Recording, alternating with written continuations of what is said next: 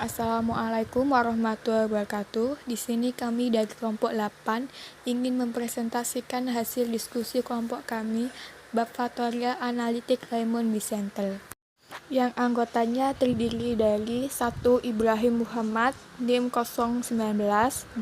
Nikita Amanda, NIM 041, dan 3. Dia Indah Fatikasari, NIM 063. Oke, sebelum memasuki dari penjabaran materi, saya akan menjelaskan faktorial analitik menurut Raymond Kettle. Kettle meyakini bahwa kepribadian memiliki banyak dimensi yang dapat diukur. Oleh karena itu, ia yakin bahwa teknik statistik analisis faktor dapat digunakan untuk memisahkan variabel-variabel kepribadian tersebut. Dapat dikatakan bahwa analisis faktor adalah prosedur untuk menganalisis korelasi antara berbagai skor hasil pengukuran dengan tujuan untuk memperoleh jumlah trait yang lebih sederhana dan kemudian diinterpretasi sebagai struktur dasar dari kepribadian itu sendiri. Penggunaan teknik statistik ini menempatkan Kettle sebagai pelopor pemakaian kaidah ilmiah dalam memahami kepribadian manusia. Nah, seperti itulah gambaran dari faktorial analitik yang dikemukakan oleh Raymond Kettle.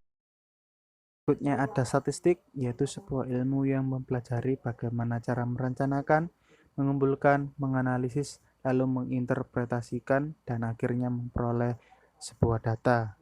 Dalam penelitiannya, Kettle menggunakan pendekatan statistik, yang dimana pendekatan ini menggunakan pengamatan sampai eksperimen, kemudian disampaikan secara induktif. Dari induksi ini disusun hipotesis, dan pembuktian hipotesis disusun deduksi teoretik. Jadi Kettle memakai pendekatan antara lainnya induktif, hipotetik, deduktif. Menurutnya kepribadian ini sangat kompleks, sehingga eksperimen harus bersifat multivariat atau banyak variabel. Untuk selanjutnya, saya akan menjelaskan tentang struktur trait. Trait atau sifat merupakan kesimpulan dari pengamatan objektif terhadap tingkah laku. Wiesenthal mendefinisikan mengenai kepribadian. Kepribadian adalah struktur kompleks dari trait yang tersusun dalam berbagai kategori, yang memungkinkan prediksi tingkah laku seseorang dalam situasi tertentu. Tingkah laku itu mencakup tingkah laku konkret. Trait ini dibagi menjadi 3 kategori. Yang pertama adalah kategori kepemilikan, yang kedua kategori kedalaman, dan yang ketiga adalah kategori modalitas ekspresi. Kategori kepemilikan. Kategori kepemilikan ini dibagi menjadi 2. Yang pertama adalah common trait. Trait yang dimiliki oleh semua orang namun dalam tingkatan yang berbeda. Misalnya integrasi, sifat introvert, dan lain-lain. Sifat ini dimiliki semua orang karena latar belakang manusia yang kurang lebih sama, seperti berada dalam budaya yang sama atau menghadapi tekanan sosial yang hampir sama. Dan yang kedua adalah unique trait. Trait yang dimiliki hanya oleh satu orang saja. Trait ini juga dapat dimiliki oleh beberapa orang, namun dengan kombinasi antara trait yang berbeda. Sifat ini merupakan sifat unik karena berkaitan dengan minat dan sikap seseorang, atau dengan kata lain dapat disebut sifat khusus seseorang. Untuk selanjutnya adalah kategori kedalaman. Kategori kedalaman ini dibagi menjadi 2. Yang pertama adalah surface trait atau trait permukaan.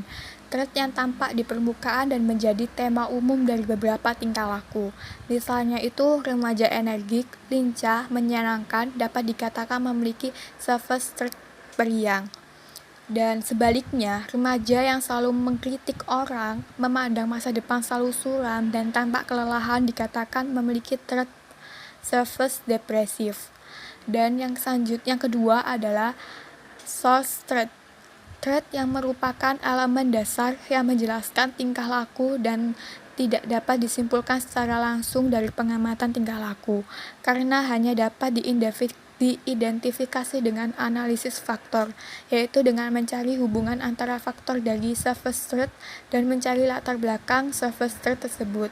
Source trait itu dapat bersifat konstitusional atau dibawa sejak lahir dan dibentuk oleh lingkungan. Dan yang terakhir adalah kategori modalitas ekspresi. Kategori modalitas ekspresi ini dibagi menjadi 3. Yang pertama adalah ability, trait yang menentukan keefektifan seseorang dalam mencapai tujuan. Contohnya itu seperti kecerdasan.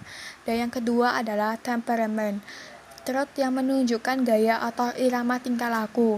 Contohnya itu seperti ketenangan, keberanian, santai, dan lain-lain. Dan yang ketiga adalah dinamik, trait yang menunjukkan motivasi atau kekuatan pendorong tingkah laku. Contohnya itu dorongan minat, dorongan ambisi menguasai sesuatu. Selanjutnya ada dinamika trait. Dalam pembahasan mengenai struktur trait, dinamika trait muncul sebagai salah satu klasifikasi trait.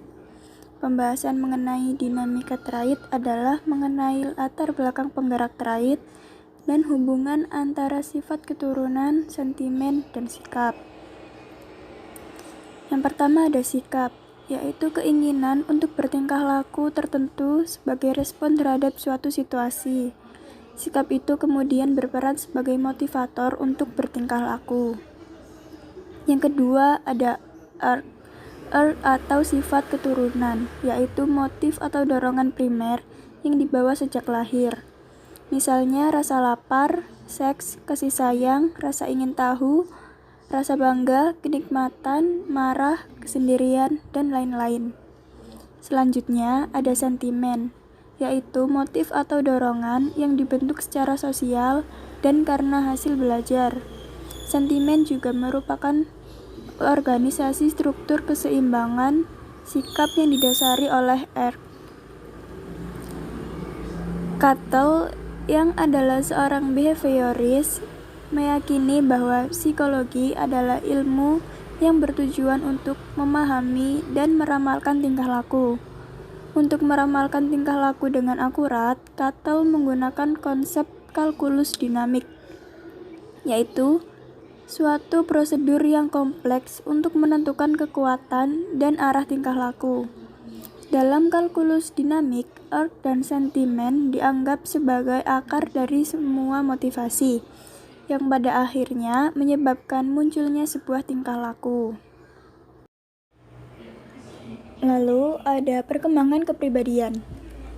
Perkembangan kepribadian dibagi dalam 6 tahap. Tahap pertama yaitu infansi, yang berlangsung antara usia 0 sampai 6 tahun. Pada masa ini, anak sangat dipengaruhi oleh orang tua dan saudara-saudaranya. Pengaruh-pengaruh tersebut akan membentuk sikap sosial, kekuatan superego, perasaan aman dan tidak aman, sikap terhadap otoritas, dan kecenderungan neurotik. Selanjutnya ada tahap childhood, yang berlangsung antara usia 6 sampai 14 tahun. Masa ini disebut periode konsolidasi oleh Cattell, karena hanya ada sedikit masalah psikologis yang muncul pada masa ini. Pada masa ini ada kecenderungan awal untuk anak belajar mandiri dari orang tua dan kecenderungan meningkatnya identifikasi dengan teman sebaya. Selanjutnya ada masa adolescence, yang berlangsung antara usia 14 sampai 23 tahun. Masa ini adalah masa paling menyulitkan dan menekan. Gangguan psikis, neurosis, kenakalan remaja, dorongan mandiri, keyakinan diri, dan dorongan seksual muncul pada masa ini. Selanjutnya ada masa maturity, yang berlangsung antara usia 23 sampai 50 tahun. Orang pada masa ini pada umumnya sedang menyiapkan karir, pernikahan, dan keluarga. Pada masa ini, kepribadian cenderung tidak mudah berubah atau lebih mantap, dan tidak banyak perubahan dalam minat dan sikap.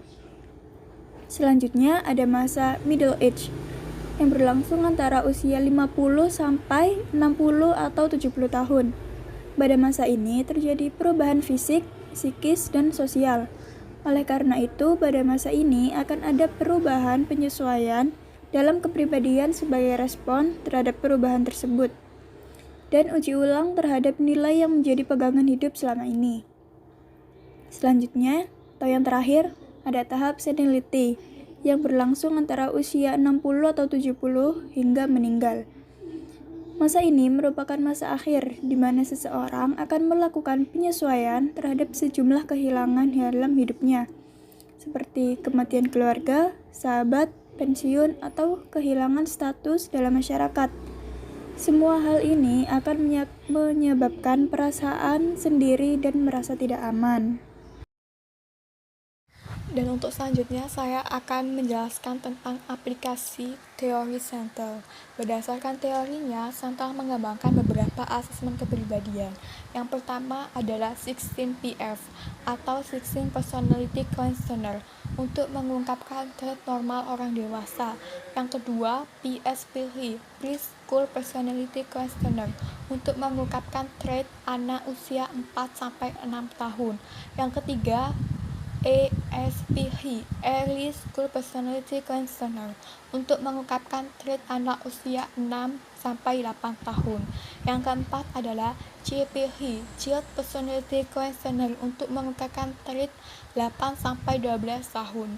Yang kelima, HSPH, High School Personality Questionnaire untuk mengungkapkan trait remaja usia 12-18 tahun.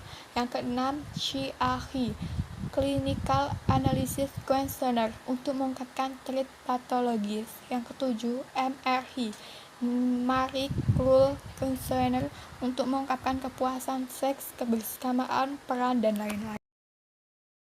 Sentel menyarankan penggunaan asesmen dalam terapi karena Sentel percaya bahwa kondisi neurosis dan psikosis terjadi akibat adanya konflik pada diri individu yang tidak terpecahkan. Asesmen ini dapat digunakan untuk melakukan diagnosa dan kemampuan untuk treatment berdasarkan kelemahan yang harus diperbaiki. Sekian presentasi dari kelompok kami, kurang lebihnya kami mohon maaf dan apabila ada yang belum jelas silakan untuk ditanyakan. Wassalamualaikum warahmatullahi wabarakatuh.